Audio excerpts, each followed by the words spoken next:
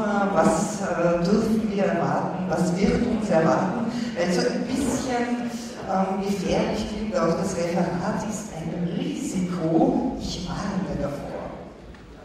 Also um die Wahrheit zu sagen, mir ist etwas Wunderbares widerfahren. Ich habe bis jetzt mehr Glück als Verstand in meinem Leben gehabt und habe mir gedacht, mir ist es so gut gegangen, dass ich Angst habe davor, den Leid der Götter zu retten.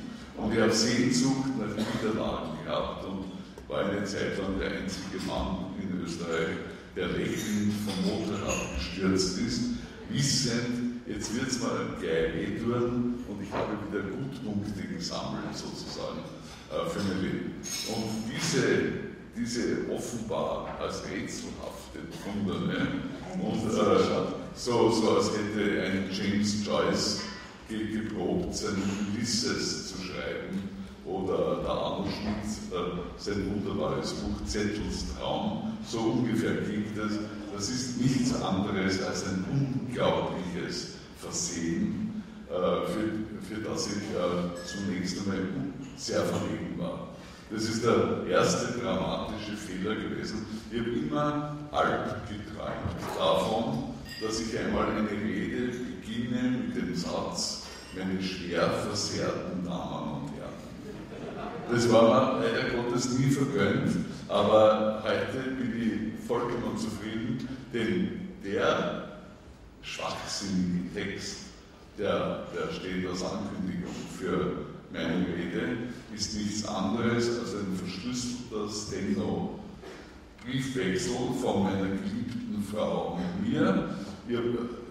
Jedes Paar nennt sich ja mit Tiernamen, das weiß man ja. Ja. Sollen wir jetzt nachfragen, wer der Adler und wer der Gegner ist? Ja, das wird relativ leicht zu erkunden sein.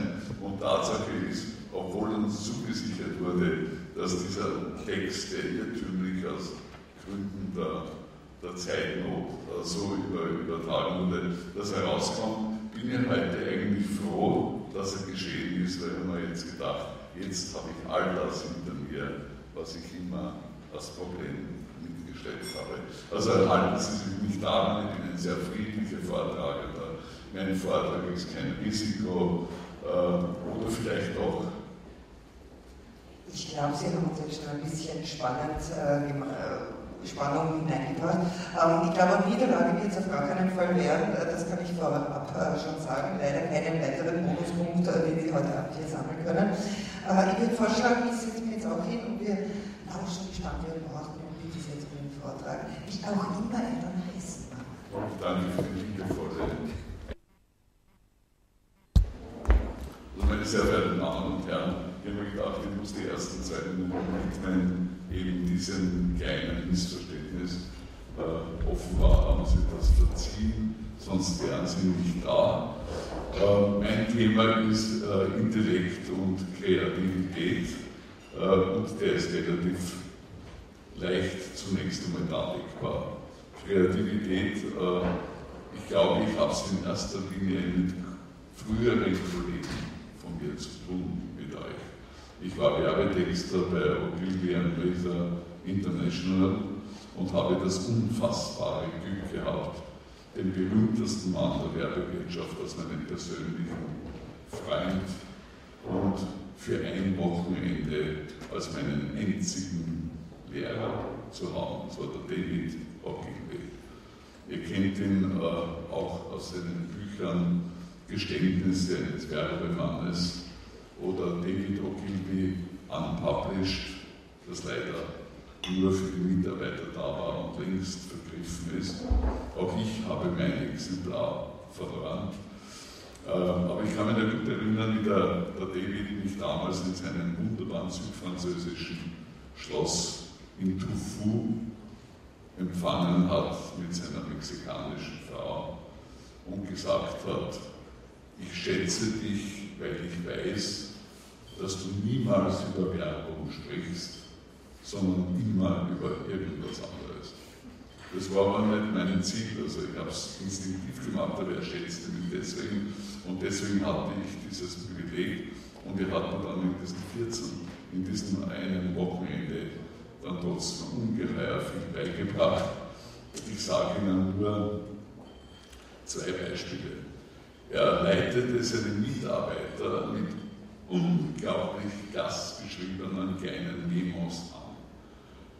Ich habe eins von ihm bekommen, wie ich gerade am Etat von Mercedes-Benz gearbeitet habe.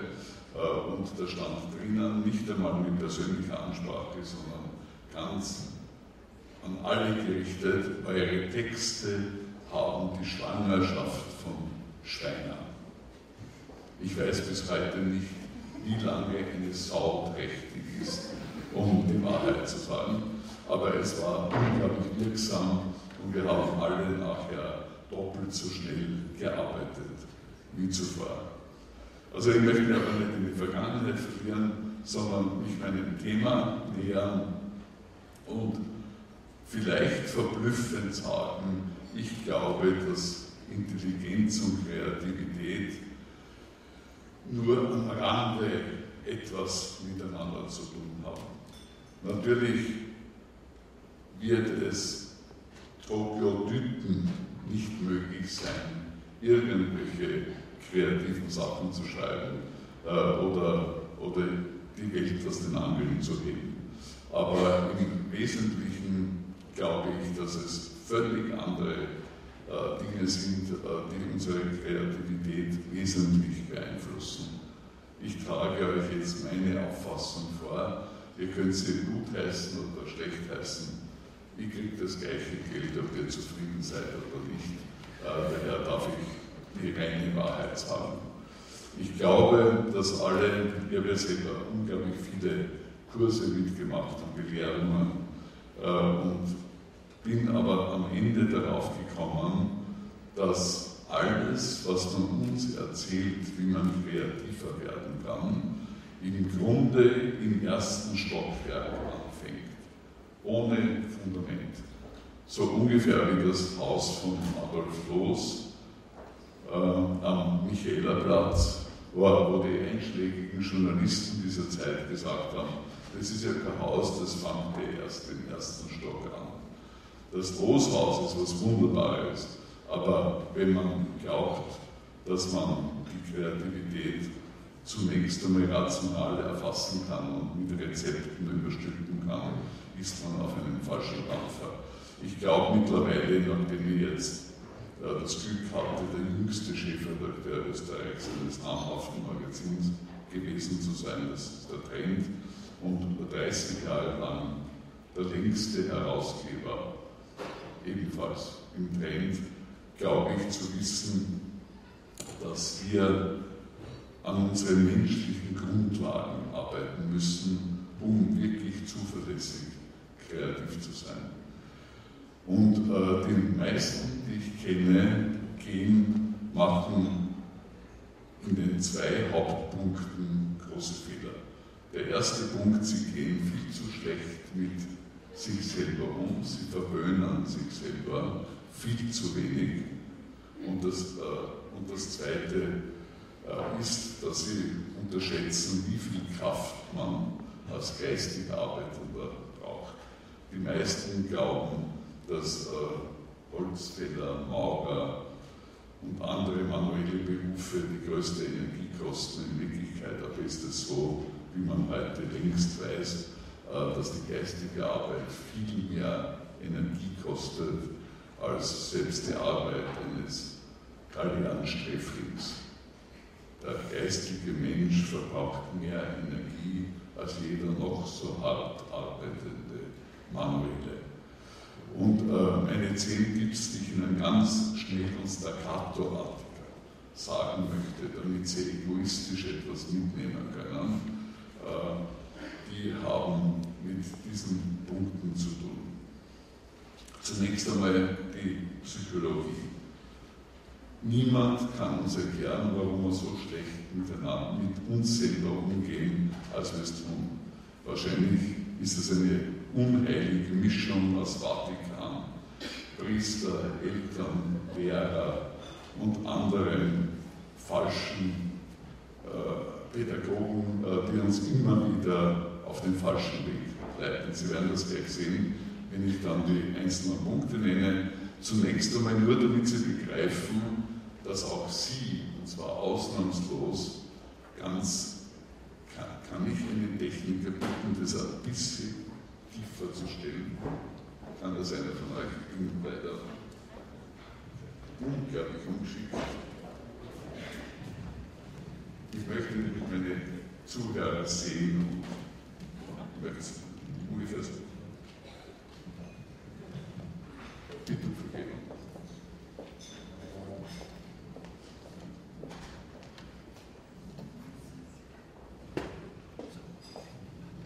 Hört man mich jetzt noch bis nach hinten?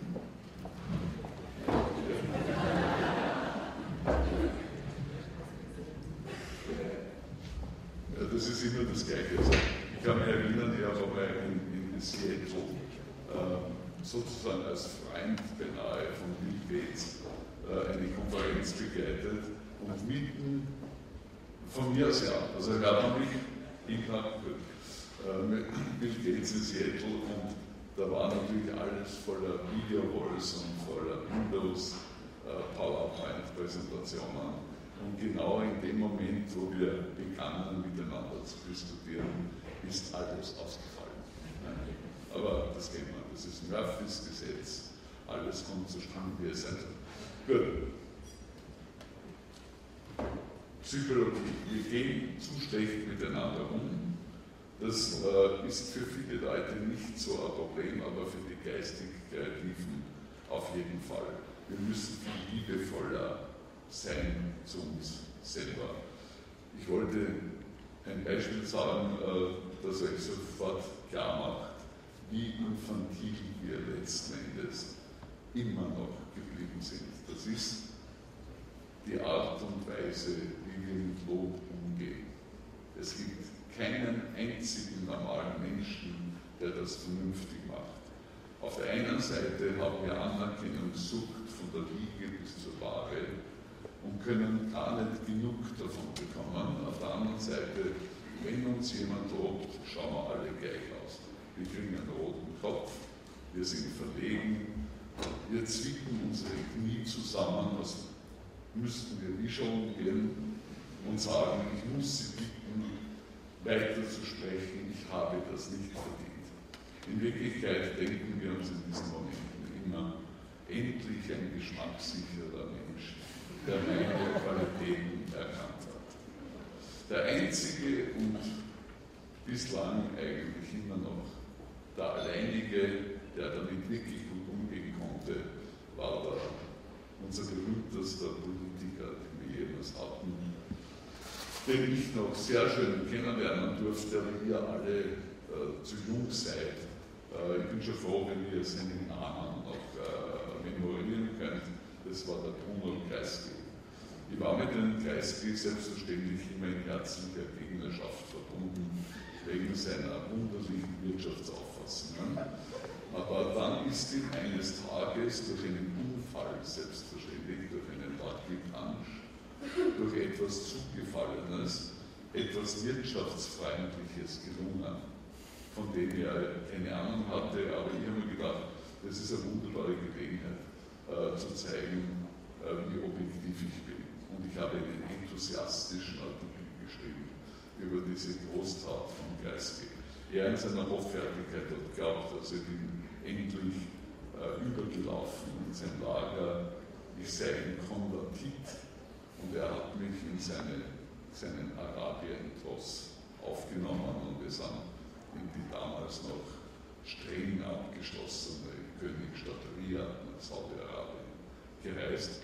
Und dort hat er mir auf meinen Artikel Bezug nehmend gesagt, Sie ahnen nicht, wie viel Lob ich ertragen kann. Und ich habe mir gedacht, das ist toll, das ist der erste lobere Mensch, ich habe ihm das auch gesagt und habe ihm dann auch weiterhin gesagt, ich gelte als Kreativer und darf Sie nicht so ohne weiteres kopieren. Ich werde in Zukunft, wenn ich gelobt werde, sagen, bitte sprechen Sie weiter, das kann doch nicht alles. Und er hat dann wieder drauf gesagt, mit seinem wunderbaren jüdischen Witz, sie müssen immer das letzte Wort haben.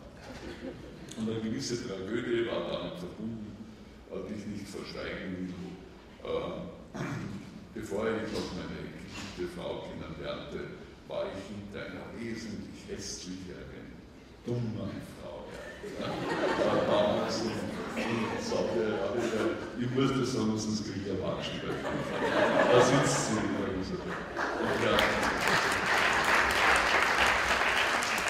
Und wollte diese Kollegin erobern, aber der Geist hat mir keine Chance gelassen und traf sich sehr gern mit jungen Leuten, die relativ früh Erfolg hatten, als Jungbrunnen für ihn.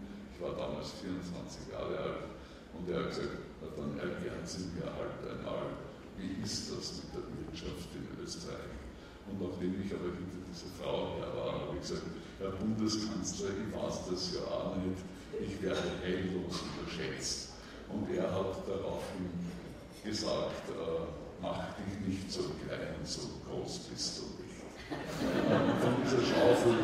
Von dieser Schaufel bin ich die ganze Reise nicht heruntergekommen. Und ob ich jene Kollegin jemals erobert habe oder nicht, weiß nicht einmal meine Frau und wird es auch nicht erfahren. Das war in Washington viele Jahre später.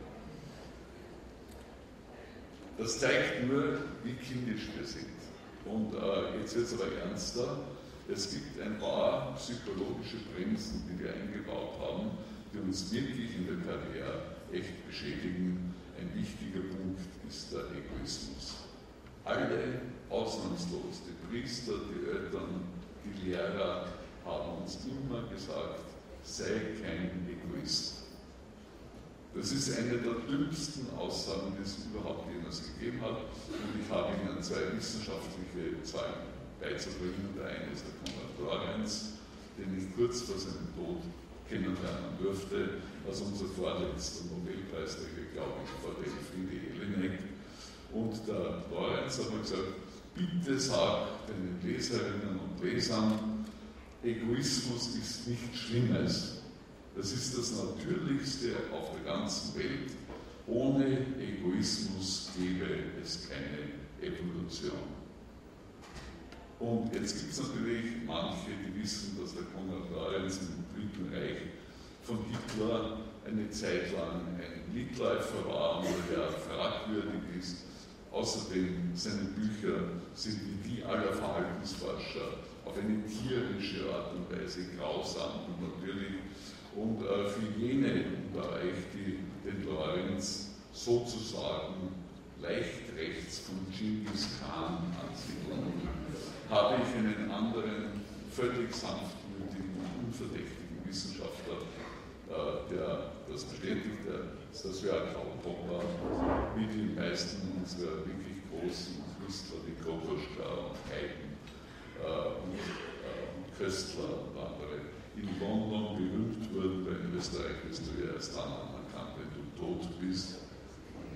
Oder wie einmal ein Cartoonist vom Profil das gezeichnet hat. Österreichs Idole, V. Lung, dieser Panda-Bär, faul und wen hat ihn am Motor? Na, Falco tot. Ja? Also einer jener Männer, die in London berühmt geworden sind, Karl Popper, den meisten bekannt durch sein Buch Die offene Gesellschaft und ihre Feinde, der hat mir gesagt, der Konrad Lorenz hat vollkommen recht gehabt, alle Lebewesen, inklusive der kleinsten und der Amöben, bemühen sich in jeder Sekunde, das Beste aus ihren Lebensumständen zu machen. Das heißt, zumindest solange man relativ jung ist, noch ein Nest zu bauen hat und eine Familie aufzubauen hat, soll man sich wirklich keine Gedanken darüber machen, ob man jetzt ein grauslicher Egoist ist oder nicht. Man ist ein natürlicher Mensch. Abgesehen davon ist es so, wie Sie alle bestätigen können werden, dass die heutigen Philanthropen und Wohltäter eigentlich auch sehr bedenklich sind. Sie werden wahrscheinlich all diese Charity-Veranstaltungen auch verfolgen, wie ich, mit angemessenem Ekel. Sie sind immer dann, wenn wir Journalisten in der Nähe sind, oder idealerweise die Kameras von Seitenblicke oder von High Society. Und im Wesentlichen, wenn man sie näher kennenlernt, sind die meisten unzufrieden mit sich selber, auf der Flucht vor sich selber und werfen sich als Ausweg mit schriller Wärme über die anderen. Das sind die Leute, die die alten Weiber über die Straße führen, ob sie wollen oder nicht. Und im Verhältnis zu diesen Elendsfiguren ist mir jeder junge, aufrichtige Egoist 100-mal lieber. Später dann, wenn es einem sehr gut geht und wenn man viel Geld verdient hat, dann hat man ja selber immer noch die Entscheidung zum gesunden Egoismus, dann darf man ja teilen. Aber ich habe einige Freunde, die das beispielhaft machen, die das völlig leise und ohne Publicity machen und zielgenau auf Dinge gerichtet sind, also die sie erreichen wollen. Man glaubt ja nicht, ab wann eine altruistische Gemeinschaft ausgezeichnet wird. Das beginnt mit 9% der erhaltenen Gelder, die wirklich ans Ziel kommen. Das ist eine grauenhafte Zahl. Licht ins Dunkel möchte ich loben, weil die erreichen fast ausnahmslos 15%, was weltweit als Sensation gilt. Und trotzdem für den, der sein Geld gibt, zu wissen, dass man 15% ans Ziel kommen, ist wunderbar. Nächster Punkt. Was braucht man als Kreativer, um dieses Fundament des Lebens zu schaffen? Weiterhin. Ein ganz wichtiger Punkt ist, dass man sich ständig überlegt, bin ich noch am Ort meiner Leidenschaft tätig? Viele nehmen den Beruf eigentlich irgendwann einmal als Schicksal an und denken darüber gar nicht mehr nach. Aber Tatsache ist, du kannst nur das gut machen, was du gerne machst. So viel steht fest. Und mein Vorschlag an euch wäre, überlegt einmal pro Jahr, ob ihr wirklich noch dort unterwegs seid, wo ihr sein wollt. Es gibt eine schöne Hilfe im Wege eines Dreisatzes, den ich bei Tom Wolters gelesen habe, der das schöne Buch geschrieben hat, In Search of Excellence. Dort hieß es, love it, change it or leave it. Liebe es, verändere es oder verlasse es. Und ich glaube, man hat eine Verpflichtung sich selber und seiner Familie gegenüber, dies einmal pro Jahr zu hinterfragen. Jetzt gibt es natürlich in Österreich da gewisse Probleme. Also ich liebe mein Heimatland, das möchte ich vorausschicken, und ich komme von jeder Weltreise lieber zurück nach Hause und könnte mir kein besseres Land vorstellen. Was mir aber nur aufgefallen ist, ist diese unglaubliche Immobilität schon der jüngsten Österreicher. Ich erinnere mich, dass ich einen kaum 20-jährigen Vater eines Buben kennengelernt habe, der zu mir gesagt hat, naja, glücklich bin ich nicht wirklich, aber was soll ich jetzt tun? Ich bin schon 21 Jahre alt und habe ein Kind. Ja? Und wir wissen heute auch, dass die Jugendlichen, wenn sie zu Hause im Dorf befestigt sind, kaum eine Entfernung von 20 Kilometern als Commuting zum Arbeitsplatz akzeptieren. Wir haben in Amerika und in Japan sehr viele Leute, darunter auch journalistische Kollegen kennengelernt, für die es selbstverständlich ist, 2 Stunden in der Früh an den Arbeitsplatz zu fahren und am Abend 2 Stunden zurück. Also immer schauen, Leidenschaft, ja oder nein. Und speziell bei den Werbetextern, die ich immer wieder nachlesbar in vielen Zeitungen, wo ich immer wieder gefragt wurde, wie vergleichst du jetzt Journalismus und deine Zeit als Werbetexter bei Oblivion und Mesa? Ich habe immer gesagt, für mich sind beide wunderbare Berufe. Ich könnte jederzeit auch gerne wieder zurückkommen. Der einzige Grund, warum ich in den Journalismus ging, war der, dass du, wenn du über Mercedes-Benz oder Maßregel oder über über Shell, das waren meine Kunden, die ich damals hatte, bist du nicht verpflichtet, auch die Nachteile anzuführen. Und ich habe damals also dieses heilige Prinzip in mir gehabt, ich muss die totale Wahrheit sagen und bin daher in den Journalismus gescheitert. Ich würde wahrscheinlich mit der Werbung viel mehr Geld verdient haben. Und ich habe da festgestellt, dass die erfolgreichsten waren die eine gewisse innere offensive Haltung gehabt haben. Und ich glaube, dass heute noch, dass die aktiv Vorwärtsstrebenden eindeutig auf lange Sicht die erfolgreicheren sind, als die sich immer ängstlich zurücklehnen und sich denken, hoffentlich fällt meinem Konkurrenten jetzt nicht was Besseres ein, weil dann muss ich wieder Gas geben und mir selber was einfallen lassen. Ein wunderbares Beispiel für diese schlechte Haltung sind die vielen Wirte, die völlige Abneigung gegen jedes Risiko haben und sich nur anpassen an die Welt um sie. Die kopieren ihre Konkurrenten und schreiben sogar deren Speisekarten ab, inklusive der Schreibfehler. Das sind aber keine Unternehmer, sondern Arbeitslose auf einem hohen Niveau. Die ideale innere Haltung, wir versuchen eine Metapher zu finden, weil wir Werbeleute, ich sage jetzt wirklich gern wir und für mich sehr wohl und euch, wir Werbeleute sind immer verpflichtet, Bilder zu finden. Ohne Bilder gibt es keine Sprache, die eine Wirkung erzeugt. Und wir versuchen eine Metapher zu finden, wie ich diese Notwendigkeit zur Offensive darstellen könnte und habe sie halb zufrieden mit dem Bild des elegantesten Läufers, den wir jemals erlebt haben, gefunden, Karl Lewis. Der hat am Start seinen Oberkörper so weit nach vorne geworfen, dass er wie eine Wildsau laufen musste, um nicht auf den Rüssel zu fallen. Und ich glaube, dass das eine grandiose Einstellung ist. Ich komme jetzt schnell noch, weil ich glaube, ich bin schon fast zu lang, auf die reine Energieerhaltung zurück. Da hätte ich an sich vieles anzubieten.